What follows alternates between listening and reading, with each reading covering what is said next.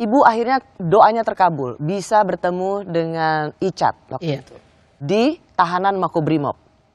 Waktu itu dia dibilang tahanan masih di samping rumah Pak Dankor. Oke. Ya.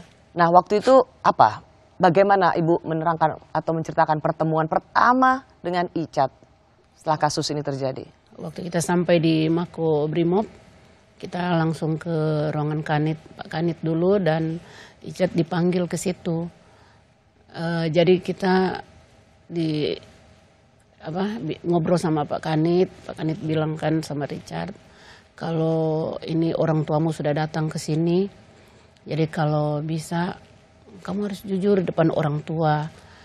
Tapi malam itu sampai kita tidur. Sorry Bu Ine, jadi Bapak dan Ibu, Pak Yunus dan Ibu Ine ini akhirnya justru dipanggil ke Jakarta untuk bertemu dengan Icat. Iya. Oke. Nah, maksud pertemuan orang tua Pak Yunus dan Bu Ine bersama Icat itu untuk apa? Agar supaya dia bisa terbuka, dia bisa jujur.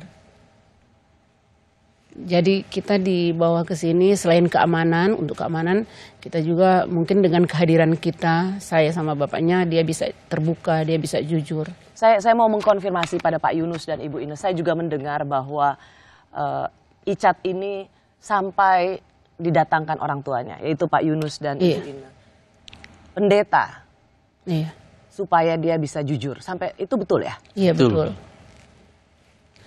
Kita pas datang tanggal 20 itu, malamnya pas besok paginya tanggal 21 kita dibawa ke gereja bersama Icat. Dan ada beberapa brimob juga ke sana, kita ibadah dan sudah menghadap sama Pak Gembala untuk dia bisa jujur, bisa terbuka, tapi memang begitu pada akhirnya memang dia belum bisa jujur, jujur. Jadi Pak Yunus, Ibu Ine, pendeta sudah bertemu dengan Icat supaya ia tergerak hatinya mengatakan yang sebenarnya.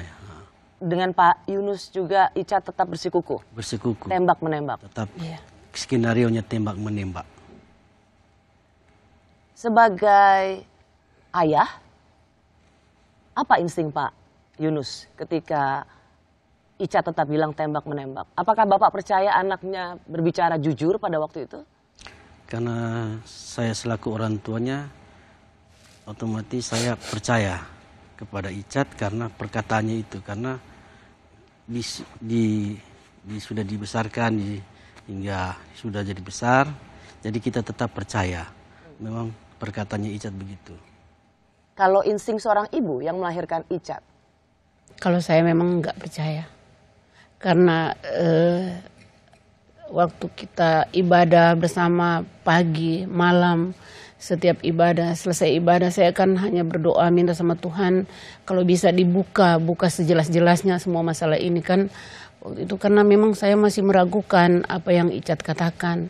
Walaupun memang dia bilang Mama dan Papa juga sama seperti mereka ini luar sana tidak percaya sama saya. Tapi memang jujur dalam hati memang saya tidak percaya. Kenapa Bu? Kenapa Ibu Icat sudah bilang tembak menembak, Ibu harus percaya, panggilnya Mama ya? Mama harus percaya pada saya. Apa yang membuat Mama nggak percaya pada anaknya sendiri ketika sedang menjalankan skenario Sambo? Karena memang dia sangat meyakinkan, saya tidak percaya. Karena memang walaupun dia bicara memang untuk meyakinkan saya sama bapaknya bahwa kita harus percaya, tapi dalam hati setiap kali melihat cara-cara dia dari matanya memang tatapannya kosong, Mbak. Kayak nggak ada yang ada beban yang memang sangat berat yang dia simpan. Dan apalagi waktu itu kalau ketika selesai ibadah, memang dia kayak melihat kita itu curiga begitu. Iya.